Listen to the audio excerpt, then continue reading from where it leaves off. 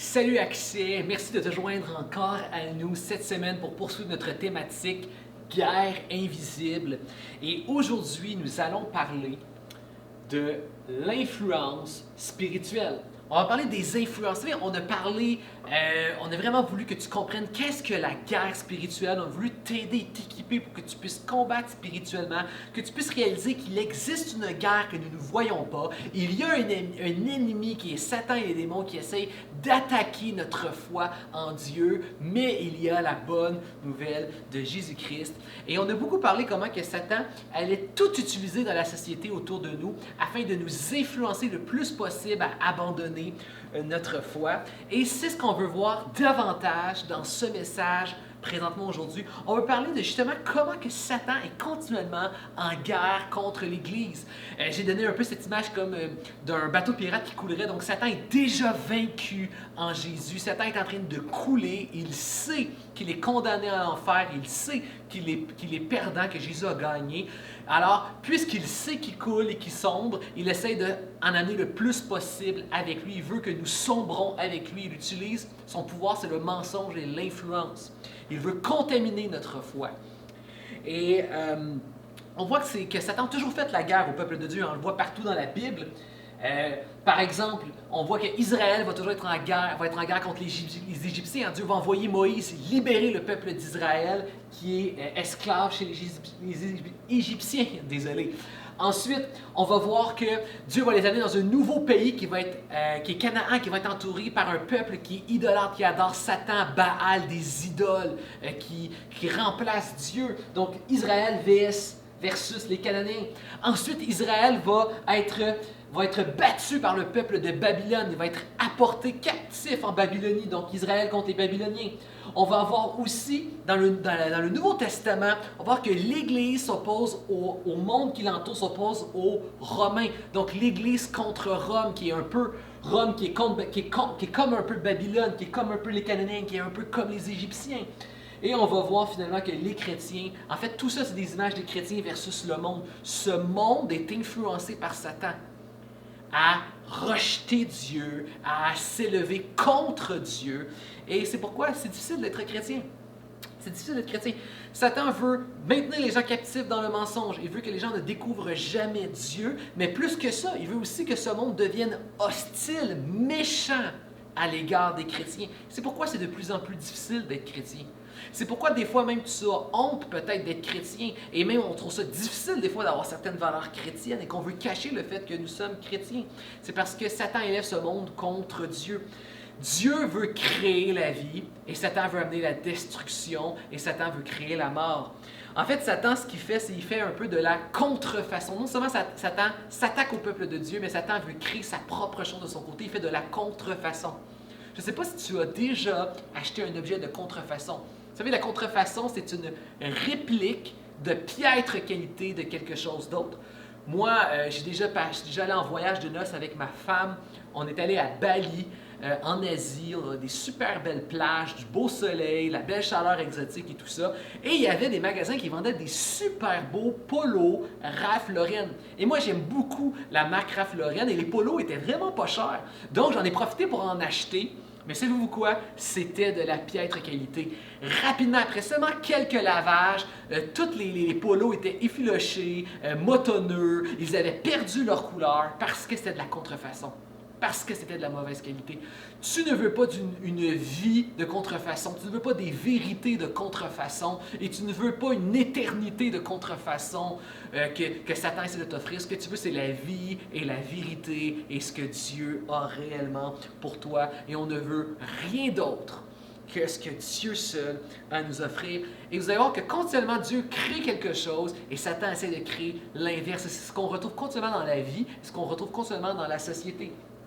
Simplement le fait que Dieu a créé les anges Et Satan lui a créé les démons. Donc, les démons, ce sont des anges qui ont décidé de se rebeller contre Dieu et de suivre Satan et de le suivre dans ce désir d'influencer ce monde à se détourner de Dieu. Donc, Dieu a ses anges. Les anges, c'est un peu les messagers, les aides spirituelles de Dieu pour accomplir son désir, son plan. Et les démons, eh bien, ce sont ceux qui suivent Satan et qui décident d'influencer ce monde vers le mal. Ensuite, Dieu nous apprend l'obéissance qui produit la vie, l'obéissance qui mène à la vie. Satan, lui, nous propose la désobéissance qui mène à la mort. C'est ce que Satan a fait avant qu'Adam et Ève. Il les a encouragés à rejeter Dieu, à désobéir à Dieu et à décider de vivre pour eux-mêmes vers la mort. Dieu a créé la vérité qui nous fait connaître toutes choses. Satan, lui, utilise le mensonge qui nous éloigne de la vérité, de la vie, de la liberté. Dieu nous offre en Jésus-Christ, tu as accès à l'Esprit de Dieu qui vient à ton aide. Satan lui envoie des démons, des mauvais esprits pour te tourmenter, te tenir dans le mensonge et loin de Dieu. Dieu a créé l'humilité, c'est-à-dire reconnaître notre incapacité, faire confiance à Dieu, vouloir connaître Dieu, vouloir suivre Dieu, vouloir obéir à Dieu, vouloir vivre la vie que Dieu veut pour nous. Satan, lui, a créé la fierté, c'est-à-dire trouver sa force en soi-même, rejeter Dieu, rejeter l'aide des autres et vouloir être le premier à être reconnu. La fierté, là, c'est quelque chose qu'on voit beaucoup aujourd'hui. Encore une fois, Satan influence la société. La fierté, c'est quelque chose d'important pour notre société. La fierté, c'est même un mot qui a été utilisé par certains groupes pour montrer qu'ils existent et trouver trouver un peu leur encouragement en eux-mêmes, leur force en eux-mêmes. Mais ça, la fierté, là, il faut que tu comprennes que c'est totalement diabolique. C'est une contrefaçon qui vient de Satan. La fierté cherche à être autonome, à être indépendant, à être suffisant et à tout mettre sa foi en soi. C'est le contraire de l'humilité qui reconnaît son insuffisance et qui décide de regarder à Dieu. Dieu, je ne veux pas regarder aux autres, je ne veux pas regarder en moi, je veux regarder à toi et à toi seul, Dieu. C'est toi qui m'as créé. C'est toi, tu me connais mieux que moi-même. Tu sais pourquoi j'existe. Tu connais le sens de ma vie. Tu sais à quoi tu m'appelles. Et ce n'est qu'en toi que je vais trouver la destination ultime de ma vie. Ça, c'est l'humilité. Les gens orgueilleux, prétentieux vont regarder aux autres, ils vont se comparer aux autres. Il y en a qui, pour se sentir plus haut, vont écraser les autres. Puis des fois, ils vont avoir de la misère à se réjouir des succès des autres. Ils vont se sentir tout petits. Celui qui est humble ne cherche pas à écraser les autres. Celui qui est humble est capable de se réjouir des succès des autres parce que peu importe si mon frère ou ma sœur réussit dans la vie, l'important, ce n'est pas ce que, pour ma vie, ce n'est pas ses réussites, ce ne sont pas ses échecs. L'important, c'est où Dieu veut que je sois. Qu'est-ce que Dieu veut que je fasse? C'est ce qui est le plus important pour moi. L'humilité, c'est de dépendre de Dieu, c'est de regarder à Dieu. La fierté, c'est de chercher en soi. C'est moi qui vais décider. Ma fierté, c'est mon identité. Ma fierté, c'est ma sexualité. Ma fierté, ce sont mes valeurs et tout ça. Non, ta fierté, c'est Dieu. Ta fierté ne doit pas être rien d'autre que Jésus-Christ. Humilité versus fierté. Pardon versus amertume. Alors que Dieu a créé le pardon, alors que Dieu en Jésus-Christ nous pardonne de tout péché, alors qu'en Jésus-Christ, Dieu nous pardonne même de ce qui était impardonnable. Satan nous encourage, nous, à ne pas pardonner, à refuser de pardonner et à rester dans l'amertume. L'amertume nous garde dans la colère, nous garde dans la souffrance et nous garde dans la division, malheureusement. Dieu a créé l'adoration, c'est-à-dire rendre à Dieu la gloire et l'honneur et la reconnaissance et la gratitude qui lui revient. Satan a créé l'idolâtrie. L'idolâtrie, c'est au lieu d'aller chercher en Dieu notre identité, notre valeur, notre sécurité et notre assurance, notre bien-être, on va la chercher dans tout ce que Satan nous offre. Et là, tu cherches ton identité dans autre chose que Dieu. Tu cherches qu'est-ce qui vous donne un sens, une valeur à ta vie. Tu cherches en autre chose que Dieu le sens et le but de ta vie.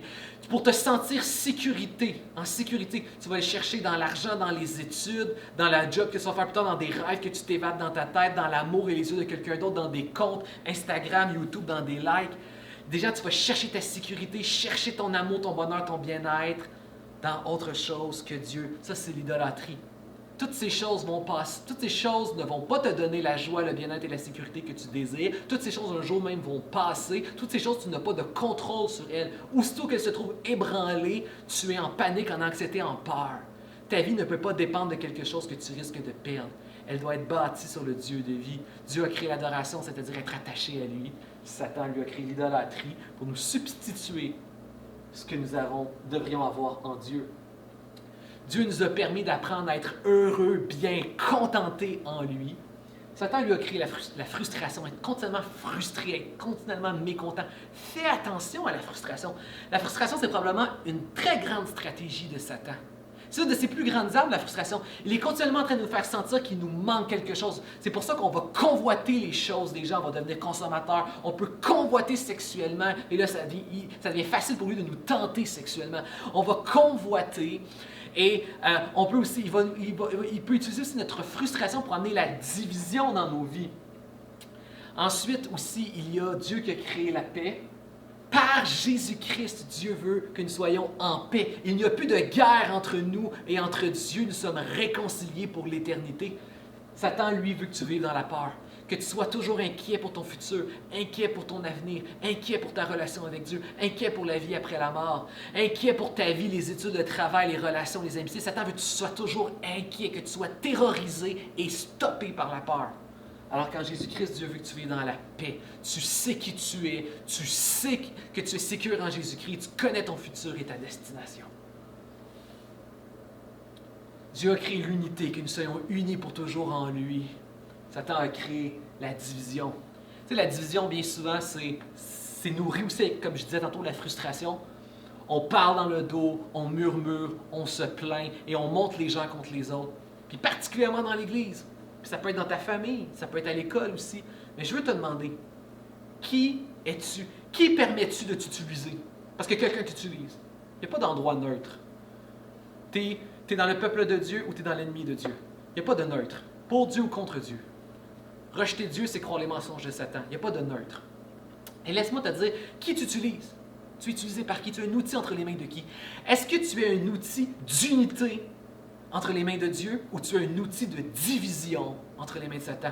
Autrement dit, est-ce que tu encourages à l'unité? C'est-à-dire que quand tu vas entendre de la frustration, des murmures et des complaintes autour de toi, que ce soit envers la jeunesse, l'Église, des leaders de l'Église, envers Jésus-Christ même, l'Église, Dieu, est-ce que toi, tu es du genre est-ce que tu vas encourager les gens, essayer d'aider lorsque tu vois un problème? Est-ce que tu vas prier pour ces problématiques-là? Ou plutôt, tu vas encourager la division? Tu vas aussi te mettre à murmurer et à te plaindre? Tu es un objet d'unité entre les mains de Dieu ou un objet de division entre les mains de Satan? Il y a des bergers, il y a des loups. Dieu a pourvu des bergers, donc des gens qui vont t'aider à connaître la parole de Dieu, la bonne nouvelle de Jésus-Christ et rester attachés à la parole de Dieu. Puis il y a des loups. Des loups, c'est quoi? Des loups, c'est des gens qui sont dans l'Église, qui sont dans la jeunesse. Des gens qui ont de l'air d'être des chrétiens, qui se disent d'être des chrétiens, mais en réalité, ils t'éloignent de la parole de Dieu, ils t'éloignnt de Dieu. Ils ont une sorte d'influence qui t'amène à sortir, à t'éloigner de Dieu et de sa parole. Il y a des gens en ce moment, peut-être tu ne le sais même pas toi-même, mais tu es un loup. Tu te dis chrétien, tu fréquentes l'Église de la jeunesse, mais ton influence éloigne d'autres jeunes autour de toi de la parole de Dieu, éloigne des jeunes de l'Église et de la jeunesse. Il faut faire attention, c'est grave. Dieu a créé spirituel, être en relation spirituelle avec lui. Et Satan, lui, nous propose d'être plutôt charnel, de ne pas s'intéresser à notre vie spirituelle, à ne pas prendre au sérieux le combat spirituel invisible, mais uniquement ce qui est visible, ce qui est charnel. Dieu veut que nous soyons libres en lui. Satan a créé l'esclavage. Tu sais, l'apôtre Paul a dit je suis libre de tout, mais ce n'est pas tout qui est bon, ce n'est pas tout qui me fait grandir dans ma foi, ce n'est pas tout qui me fait du bien. Absolument pas tout. Et il rajoute, en fait, là je paraphrase, mais il rajoute ensuite, mais moi, je suis libre de tout, mais tout n'est pas utile, tout ne fait pas grandir ma foi, et moi je ne me laisserai pas à être esclave de rien. Nous devons comprendre que Satan a une influence sur à peu près tout dans la société et il est continuellement en train d'essayer de contaminer notre foi, nous conduire dans la tentation ou bien de nous intimider. C'est pourquoi on doit développer une méthode pour pouvoir reconnaître les mensonges de Satan et rejeter ensuite par la suite les mensonges de Satan. En fait, ce que j'aimerais vous encourager à développer, c'est apprendre l'autodéfense spirituelle. C'est un peu comme des cours de Kung Fu. Quand j'étais un étudiant à ITF, je vivais avec mes colocs, on prenait des cours de Kung Fu ensemble, on aimait apprendre les prises et comment intercepter un coup et ensuite en redonner un. Et ce que j'aimerais que nous voyions ensemble, c'est nous devons apprendre comment intercepter les mensonges et répondre aux mensonges de Satan. Et ça se fait en deux temps. Il faut comprendre la vérité qui est dans la parole de Dieu, et ensuite on doit la comparer avec les mensonges que Satan ou le monde nous offre pour être capable de discerner ce qui est vrai, ce qui est faux, et rejeter ensuite le mensonge. Connaître la vérité et rejeter. Et c'est ce que nous allons voir. Accès, nous devons développer une autodéfense spirituelle, un peu comme le Kung Fu, pouvoir éviter les mensonges et pouvoir avancer dans la vérité. Et c'est pourquoi, première étape, comme j'ai dit, il faut connaître la parole de Dieu, connaître la vérité de la parole de Dieu, et ensuite être capable de pouvoir comparer avec ce que le monde nous offre pour ainsi mieux rejeter les mensonges du monde et de Satan. Première étape, il faut comprendre et connaître la vérité de la parole de Dieu. Je le sais que la parole, elle est grosse, elle est longue, elle peut sembler pleine, mais il faut être capable, premièrement, lis-la régulièrement, tranquillement. Hein, on mange un éléphant comment? Une bouchée à la fois. Donc, à travers une vie, tu vas apprendre à connaître la parole de plus en plus. Plus tu vas mariner dans la parole de Dieu, dans des cultes personnels où tu la lis, elle va forger aussi ta vision des choses, ce qui est très positif. La parole, elle est spirituelle, elle nourrit notre esprit, elle est inspirée par l'Esprit de Dieu. Mais c'est sûr que des outils peuvent aussi t'aider à mieux la comprendre. Et la parole de Dieu, là, c'est pas juste...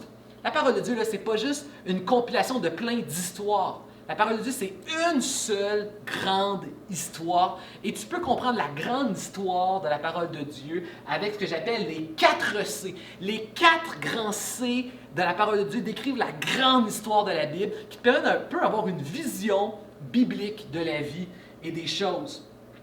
Le premier C, c'est la création parfaite. Tu dois comprendre qu'au début, on voit ça dans les livres de la Genèse, dans l'Ancien Testament, qui est la première partie de la Bible. La Genèse, c'est le premier livre de la Bible. On voit que Dieu crée le monde. Il crée une création qui est belle, qui est bonne, qui est parfaite. Et il crée ensuite l'être humain pour, un peu comme si tu étais un parent puis tu créais un super espace de jeu incroyable pour y déposer tes enfants pour qu'ils puissent s'épanouir, être heureux et être bien. Mais ensuite vient le deuxième C, c'est la chute imparfaite. Satan encourage l'être humain à rejeter Dieu. C'est comme si, par exemple, mon neveu décide, il y a 5 ans, il veut faire la cuisine, puis il met ses parents dehors de la cuisine, il décide de faire la cuisine tout seul. Il y a 5 ans, il risque de se blesser, il risque de mettre le feu, et même s'il réussit à cuisiner quelque chose, ça risque de ne pas être bon. Donc c'est rempli de danger, de chaos, de désordre, et ça donne une contrefaçon, quelque chose de mauvaise qualité. L'être humain a mis Dieu en dehors de la création. Dieu est créateur de la vie, il est créateur de ce qui est bon, de ce qui est beau, de ce qui est bien, de l'amour, de la vérité, de la lumière. Donc plus on s'éloigne de Dieu, plus on est dans le mensonge, dans les ténèbres, on se dirige vers la mort et on est dans la méchanceté. L'être humain s'est brisé de ce Dieu créateur de la vie et du bien. C'est pour ça que les êtres humains, quelque part à l'intérieur de nous, on est tous brisés. C'est le problème du péché. Nous sommes des êtres brisés et nous brisons des gens autour de nous et nous vivons dans un monde brisé. Les êtres humains sont imparfaits dans un monde imparfait et ce que l'on fait est imparfait. C'est la chute imparfaite.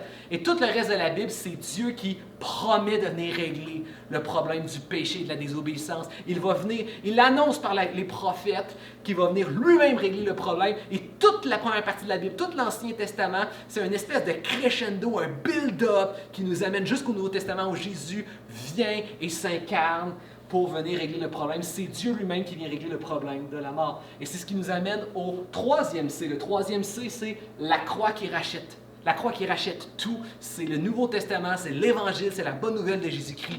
Il vient vivre cette vie parfaite qu'on était incapable d'avoir parce que nous étions imparfaits. Et il reçoit la conséquence de notre imperfection qu'on méritait recevoir à la croix. Il vainc Satan, le péché et la mort. Et il envoie l'Église, ça c'est les Épîtres, c'est les Actes des Apôtres et l'Apocalypse qui racontent l'histoire de l'Église. Il envoie à l'Église maintenant partager cette bonne nouvelle. Un jour, il revient. Ça, c'est le 4e C. Tu peux lire ça dans l'Apocalypse d'ailleurs. Le 4e C, un jour, il vient établir le paradis sur terre. Il vient créer une nouvelle création. C'est les cieux, c'est le monde parfait comme nous aspirons, comme nous voulons qu'il soit. Un jour, il revient. Et la tâche de la mission de l'Église, jusqu'à ce qu'il revienne, c'est de partager la bonne nouvelle de Jésus-Christ qui nous réconcilie avec Dieu et qui nous permet de participer à cette belle nouvelle création parfaite. Ça, là, ça a l'air super simple, là, comme ça, là, mais en gros, là, ça te résume tout l'ensemble de la Bible, l'Ancien Testament, Nouveau Testament, du premier livre de la Genèse jusqu'au dernier livre, l'Apocalypse, la création parfaite, la chute imparfaite, la croix qui rachète tout et les cieux parfaits à venir.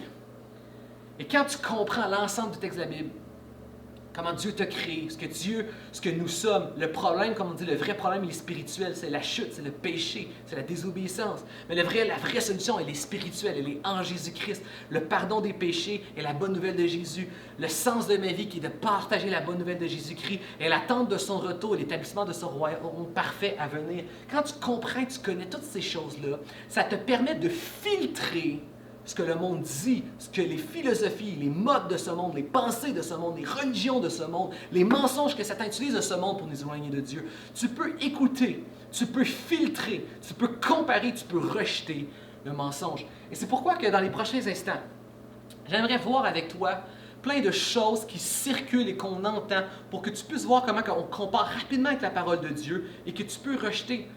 L'idée, c'est que les gens sont libres de croire ce qu'ils veulent.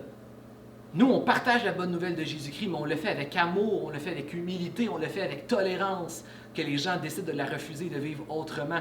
Mais toi, pour ton âme, pour tes décisions à toi, pour ta foi, tu dois être capable de faire la différence entre les bons raisonnements et les faux raisonnements qui s'éloignent de la parole de Dieu. C'est pourquoi on a besoin de comprendre l'influence de Satan. Et on a besoin de comparer, de rejeter les mensonges de Satan et du monde. Premièrement, les religions, toutes les religions qui sont des contrefaçons. Première forme de contrefaçon que Satan va essayer de faire, c'est les religions. Les religions, ce sont des Jésus de contrefaçon qu'ils essayent de nous présenter. Qu'est-ce que je veux dire par là? Toutes les religions ont quelque chose en commun. Elles te disent quoi faire pour devenir une meilleure personne dans le but un peu d'atteindre une sorte de paradis. Donc, c'est une œuvre de Jésus. Il t'offre quelque chose à la place de Jésus de contrefaçon, une rédemption de contrefaçon et un paradis de contrefaçon. Toutes les religions fonctionnent de la même manière. Le bouddhisme te dit qu'à force de réincarnation, tu vas devenir de mieux en mieux une meilleure personne et un jour, tu vas atteindre une sorte de nirvana, de paradis. L'hindouisme te dit qu'à force de vouer un bon culte à la divinité principale, Krishna, un jour peut-être que tu vas atteindre le paradis. L'islam te dit que si tu respectes les 5 piliers de l'islam, peut-être que Allah, dans la balance entre le bien et le mal, va trouver que tu as fait assez de bien et va t'accepter dans son paradis. Les Juifs disent que si tu respectes toute la loi, toute la Torah, peut-être que tu vas réussir assez à respecter les critères de Dieu pour entrer dans son paradis parfait. Et même des chrétiens, il existe des chrétiens religieux qui n'ont pas compris la bonne nouvelle de Jésus-Christ et qui pensent qu'à force de faire des bonnes œuvres, des bonnes actions, prier assez, donner assez, aller assez à l'église et faire des bonnes œuvres, Dieu va trouver qu'ils sont des bonnes personnes puis vont pouvoir aller dans le bon paradis. Tout ça, ce sont des faux Jésus, des fausses façons de se justifier devant Dieu, d'être rendu juste aux yeux de Dieu. Ce sont de faux paradis. Parce que tout ça te dit la même affaire. Comment monter au ciel? Comment devenir une bonne personne? Même les athées.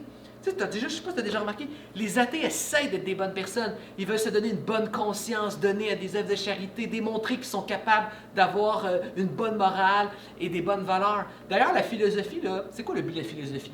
La philosophie, c'est donner un sens à ta vie, une raison à ta vie et aussi un code de valeurs et de morale, mais en excluant Dieu de l'équation.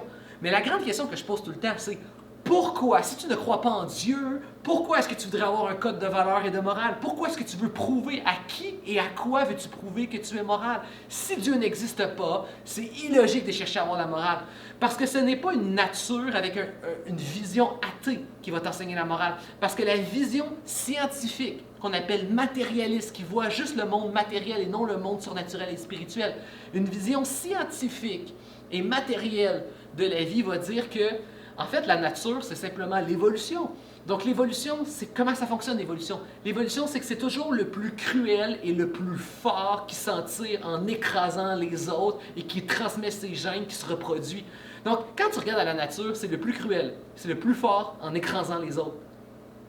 On est très loin de la moralité, de l'altruisme, de se sacrifier pour le bien des autres, de se donner, d'être moral et bon.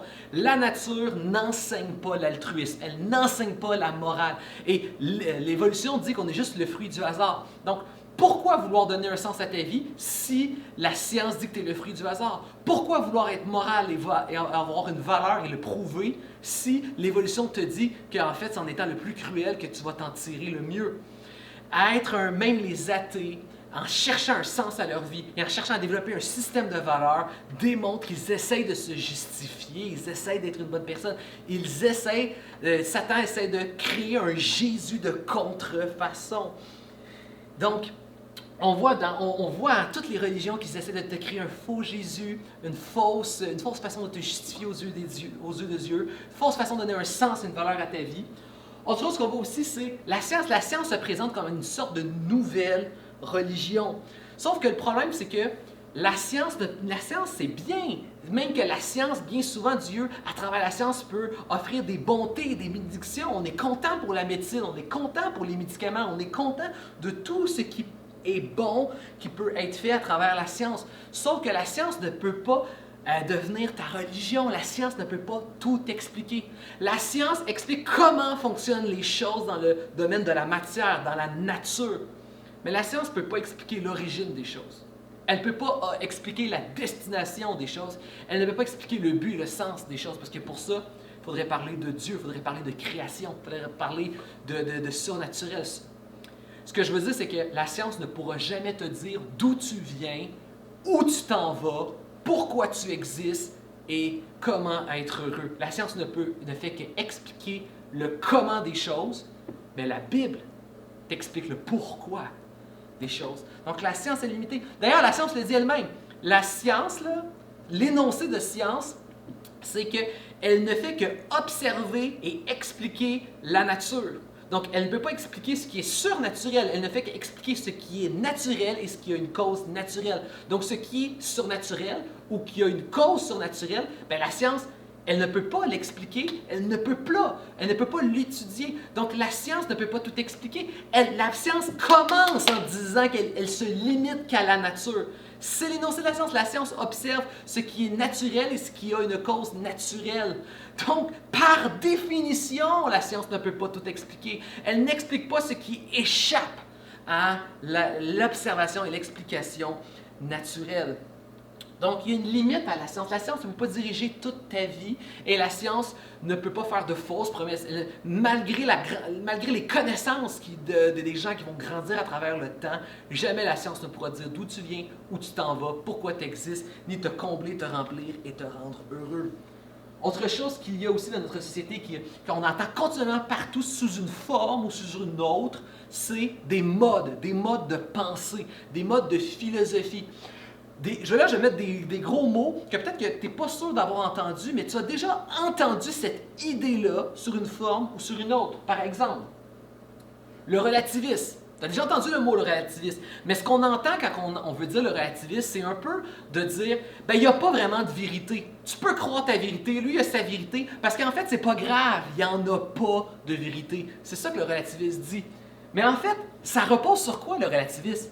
Ça repose sur absolument rien. Le relativisme, c'est simplement des gens qui pensent qu'il n'y a pas de vérité. Sauf que, as-tu déjà remarqué que c'est un peu illogique le relativisme? Parce que ceux qui croient qu'il n'y a pas de vérité disent aux gens « Hey, arrête de dire que Jésus-Christ c'est le chemin, la vie et la vérité, parce qu'il n'y en a pas de vérité. » Mais le problème, c'est que, ça c'est une vérité. Ceux qui croient dans le relativisme, ils croient, ces gens-là ont la foi qu'il n'y a pas de vérité. Donc, ces gens-là ont la foi dans une vérité qui serait qu'il n'y a pas de vérité. Là, je le sais, peut-être que je t'ai fait saigner du nez, mais si tu remarques attentivement, les gens qui croient dans le relativisme, ils sont exactement en train de faire aux autres ce qu'ils disent qu'il ne faut pas faire. Ils disent « Arrêtez de dire qu'il y a des vérités, il n'y en a pas. » Mais quand tu me dis d'arrêter de dire une vérité, il n'y en a pas, tu es en train de m'obliger à adopter ta vérité. Le relativisme est orgueilleux et prétentieux. Le relativisme fait exactement aux autres ce qu'il dit de ne pas faire. Et en plus, il repose sur rien. Il repose juste sur des hypothèses, des intuitions et des spéculations humaines. Alors que nous, on n'est pas en train d'essayer de découvrir la vérité. La vérité, elle est venue à nous. C'est Dieu. La Bible, c'est pas une spéculation. La Bible, c'est une révélation de Dieu qui est venu à nous, les hommes, inspirés par son esprit.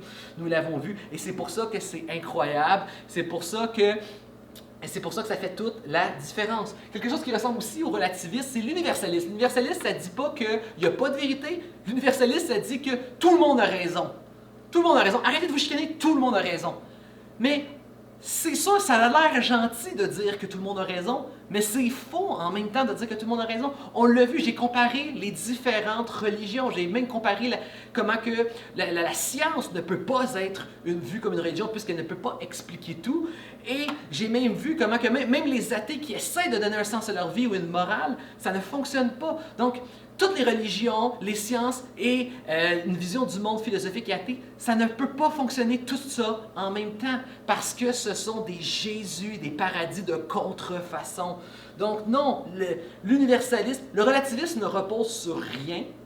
C'est juste une intuition alors que nous avons une révélation et en plus c'est illogique le relativisme parce que ça fait exactement ce que ça dit de ne pas faire. Et l'universalisme, lui, il est juste totalement impossible et il n'est pas vrai. Ce n'est pas vrai que toutes les vérités se valent.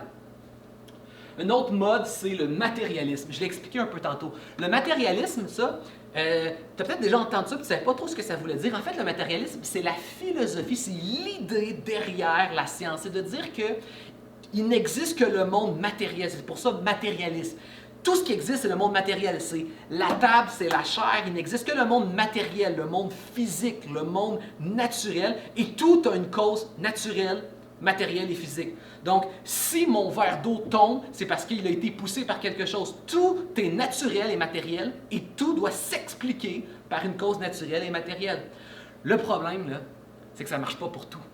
Il y a plein de choses que l'on vit dans l'invisible, plein de choses que l'on vit au niveau des sentiments, des ressentis, des émotions, l'amour, le feeling que nous avons devant une belle œuvre d'art, le feeling esthétique, l'attachement de l'amour, que ça soit l'altruisme, comme j'ai dit tantôt, c'est pas naturel selon l'évolution ne veut pas expliquer la moralité, ne veut pas expliquer le sacrifice, le don de soi. Tout ne s'explique pas d'une manière matérielle. Et même le matériel ne peut pas expliquer la vie, d'où vient la vie. Donc, qu'est-ce qu'il y avait avant la création? Si tout a une cause naturelle, comment le monde, qu'est-ce qu'il y avait avant le Big Bang? Hein? Si tout a une cause naturelle, qu'est-ce qu'il y a avant? Qu'est-ce qu'il va y avoir après? Quel est le but du matériel? On ne peut pas expliquer d'une manière matérielle le but de pourquoi il y a des choses. Je sais, encore une fois, peut-être que je t'ai fait signer du nez, mais je veux vraiment t'aider à essayer de réfléchir, parce que c'est des choses que tu es confronté tout le temps.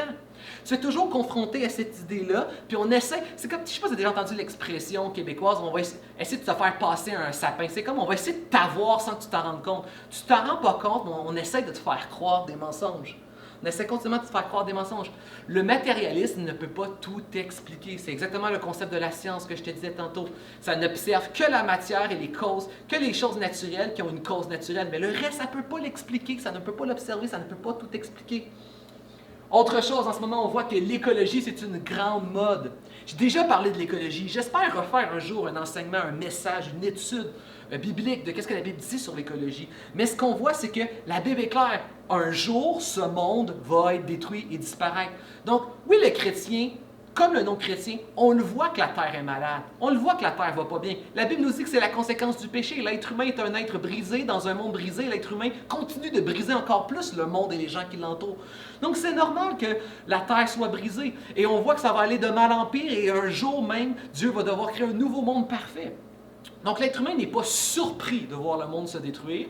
L'être humain n'est pas affolé de voir le monde se détruire parce que l'être humain sait que son espérance est en Jésus et dans la nouvelle création et dans l'éternité. Donc, l'être humain n'est pas affolé. L'être humain le sait. Le croyant le sait que le monde court à sa perte. Le croyant n'est pas affolé. Le croyant est confiant. Tu sais, on parle de climato-anxieux, des gens qui sont anxieux à cause des réchauffements de la planète et tout cela. Nous, on n'est pas anxieux. Nous autres, on est climato-confiants. On est confiants en Jésus. On sait où on s'en va. Par exemple, Ça ne veut pas dire qu'on va contribuer au mal. Ça ne veut pas dire qu'on va contribuer au péché. Ça ne veut pas dire qu'on va contribuer à continuer à prendre pas bien soin de la terre.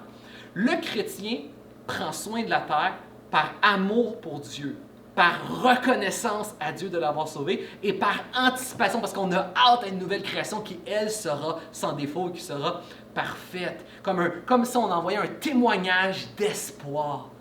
Et ça fait la différence, hein, parce que les climato-anxieux, là, ils essayent de sauver la Terre par l'écologie, mais c'est encore une fois, c'est comme une autre forme de religion. Ils essayent de se sauver. Ils pensent qu'à force d'efforts, ils vont sauver la planète, ils vont être des héros et sauver le futur. Encore une fois, c'est une fausse rédemption, un faux Jésus pour une espèce de faux paradis. Nous, on n'essaie pas de se sauver, c'est pas égoïste, on n'essaie pas de se sauver, on n'essaie pas de sauver les autres. On le fait juste par amour et par reconnaissance, en sachant qu'on ne va pas sauver la planète. On fait juste refuser de faire partie du problème. Puis on fait juste faire partie de la solution en étant reconnaissant envers Dieu. Et c'est lui qui va sauver la planète en créant une nouvelle plus tard. Écologie. Le racisme. En ce moment, on parle de racisme. Je pourrais parler aussi du mouvement MeToo. Donc ici, on parle beaucoup dans le mouvement MeToo qui est en fait tous les problèmes qu'on a vus d'inconduite sexuelle. Donc on va parler aussi des fois de masculinité toxique, mais ça peut aller aussi dans les deux sens. Donc d'avoir une inconduite, un mauvais comportement d'harcèlement sexuel envers les gens autour de nous, ou le racisme, ça, la haine et la méchanceté envers quelqu'un d'une autre culture, d'une autre ethnie. En fait, souvent quand on parle de MeToo, ou on parle de racisme, tu remarqueras qu'on va souvent parler que le problème, c'est le système. Il nous faut un meilleur système, où on va dire c'est l'éducation, il faut faire de la prévention. Mieux on va enseigner les jeunes, plus on va faire de l'éducation sexuelle, plus il va y avoir de prévention, et moins il va y avoir de problèmes. Voici ce que je te dis, encore une fois. On a vu le véritable problème, il est spirituel. Tous les êtres humains sont brisés à l'intérieur. C'est sûr que la prévention et l'éducation, ça peut aider. C'est sûr, c'est même une bonne chose. La Bible parle d'enseigner, d'éduquer. C'est sûr aussi que on doit travailler, on veut des meilleurs systèmes plus égalitaires. Mais ça sera toujours des êtres humains qui vont créer des systèmes. Les êtres humains brisés créent des systèmes brisés. Les êtres humains brisés font des enseignements qui sont brisés. Si on ne regarde pas le problème en face, que le vrai problème c'est le péché, l'être humain est brisé, et que la vraie solution c'est la bonne nouvelle de la grâce en Jésus qui nous répare, nous ramène à notre Créateur, on va jamais régler à 100% le problème du racisme, puis on ne va jamais régler à 100% le problème des mauvais comportements sexuels. L'éducation, la prévention et les systèmes ne sont pas notre salut. Encore une fois, c'est une fausse rédemption, c'est un faux Jésus qui espère un faux paradis de contrefaçon. Le chrétien n'est pas raciste parce qu'il sait que nous sommes tous faits à l'image de Dieu et qu'en Jésus, nous sommes tous une seule famille de Dieu qui attendons une nouvelle création. Le chrétien aime son frère et sa sœur, aime l'étranger parce qu'il sait qu'il est à l'image de Dieu. Et le chrétien n'espère pas en un monde que les êtres humains parfaits vont rendre meilleurs, mais il espère dans le monde parfait que Jésus va accomplir et amener, qui sera lui meilleur. Même chose pour le comportement sexuel. Tant que l'être humain existera, il y aura du péché, des mauvais comportements sexuels. L'être humain, le chrétien, traite les hommes comme s'ils étaient ton frère. Traite les femmes comme si elles étaient ta sœur, ta mère ou ta grand-mère. Jésus nous a appelés à aimer, à traiter comme si nous étions une famille. L'être humain traite bien le sexe opposé parce qu'il aime Dieu, parce qu'il est à l'image de Dieu, parce qu'il aspire au paradis où nous serons tous bien traités éternellement. Encore une fois, la solution n'est pas dans le système d'éducation ou autre. L'autodétermination. C'est en ce moment l'une des plus grosses modes. L'autodétermination, c'est te dire, tu es autonome, c'est toi qui décides de tes principes, de tes valeurs. C'est toi qui décides de c'est quoi le sens de ta vie. C'est pas les autres qui vont te dire le sens de ta vie. C'est toi qui décides de ton identité, c'est toi qui décides de tes valeurs et c'est toi qui décides de ta liberté. C'est toi qui décides de ton bien et du mal. Qu'est-ce qui est bien, qu'est-ce qui est mal. L'autodétermination, c'est un peu comme la fierté que je disais tantôt, c'est de chercher en soi, d'être fier de soi-même, de l'exposer aux autres. Il y a plusieurs problèmes avec l'autodétermination. Premièrement, avec l'identité. Avant, dans les sociétés qu'on disait, dans le passé, on parle de nos grands-parents et tout ça, on appelait ces sociétés-là, tu as peut-être déjà entendu à l'école, les sociétés traditionnelles. Dans les sociétés traditionnelles, on cherchait notre identité dans les yeux des autres. Comprends? C'est quand je me sacrifie, je sacrifie mes besoins pour les gens, pour la communauté, pour la famille. Quand je fais mon devoir envers ma communauté, c'est là que je trouve un sens à ma vie. Ça, c'est ce que la société traditionnelle disait.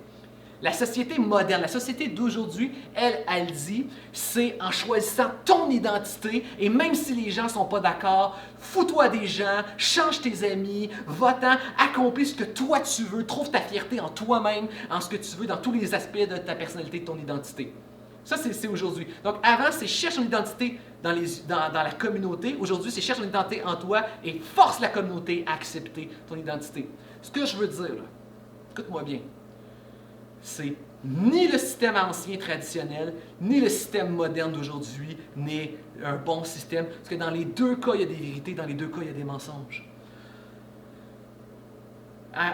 Nous serons toujours dépendants des gens. Oui, nous vivons dans un monde où nous dépendons des uns des autres, nous avons besoin des uns des autres et nous voulons les uns des autres. Ce n'est pas vrai que tu peux trouver uniquement en toi ton identité et envoyer promener tout le monde autour de toi. Ce n'est pas bien, c'est mal, ce n'est pas glorieux. Et en même temps, dans les sociétés traditionnelles, bien souvent, on étouffait notre identité, on étouffait qui nous sommes réellement pour le bien des autres. Donc il y avait un abus, il y a un abus dans les deux systèmes. Maintenant, ne cherche pas dans les yeux des autres qui tu es, ta valeur et ton identité, mais ne cherche pas non plus à l'intérieur de toi, parce que ça serait comme faire de toi ton propre Dieu, ton propre idole. Moi, ce que je te dis, c'est l'inverse.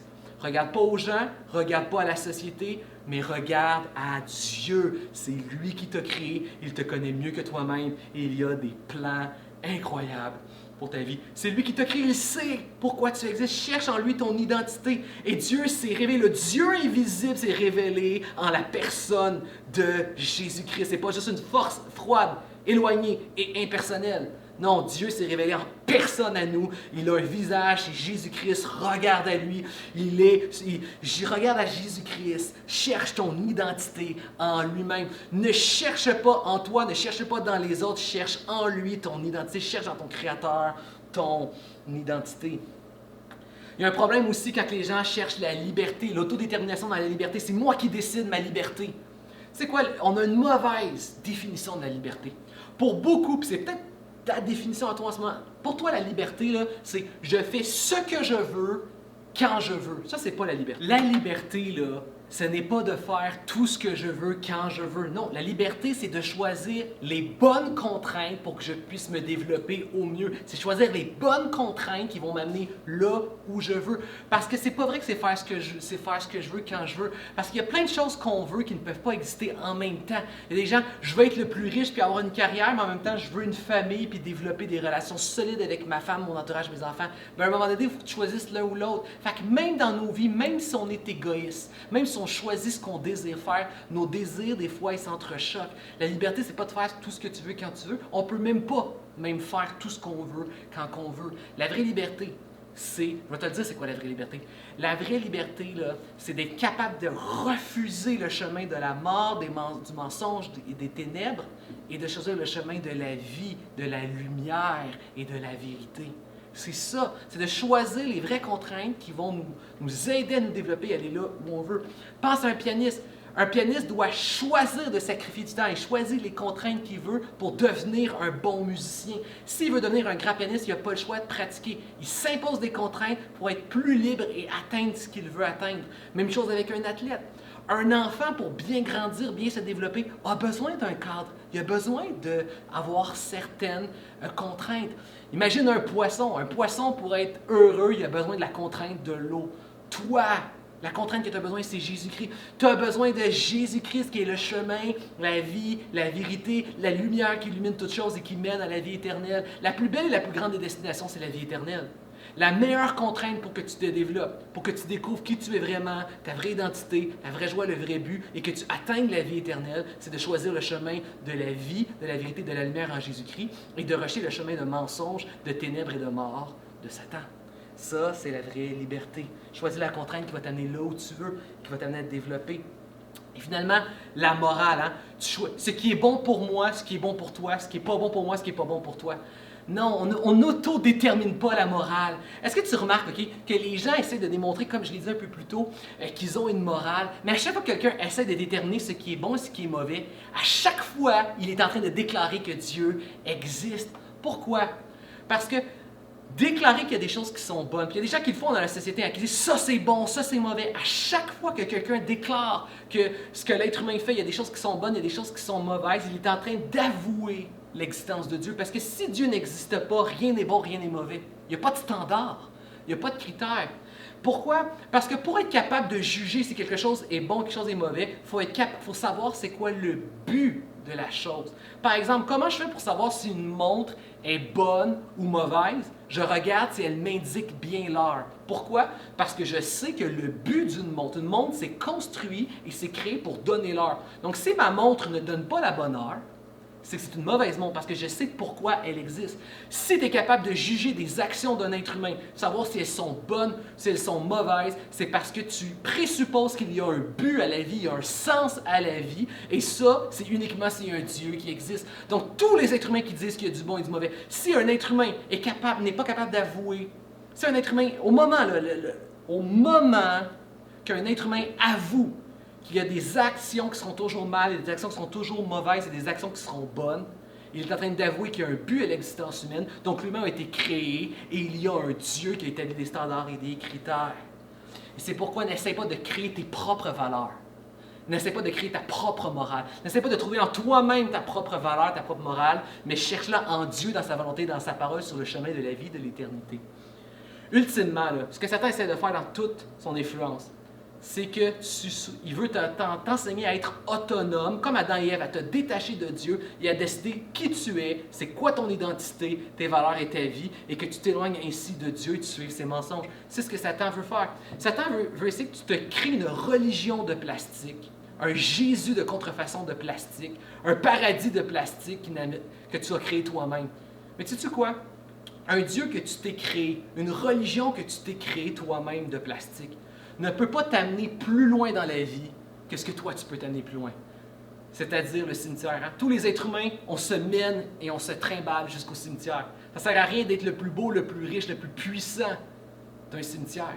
L'être humain, on est bon pour nous amener jusqu'à la mort. Jésus est celui qui t'amène dans la vie éternelle. C'est pourquoi il est digne de confiance et que Satan, lui, on doit refuser toute son influence qui essaie de nous détourner de Jésus-Christ et de nous passer des fausses idolâtries. Tu sais, quand j'étais jeune, je voulais avoir un véritable dinosaure. J'avais un jouet dinosaure en plastique que j'aimais beaucoup. Puis quand je suis devenu un jeune adulte, je me suis acheté un lézard de qualité qui ressemblait à mon dinosaure. Puis ce lézard-là, il fallait que j'en prenne soin, il fallait que j'achète de la bouffe, il puait, il fallait que je fasse le ménage, il coûtait beaucoup d'argent. Finalement, j'ai décidé de m'en départir.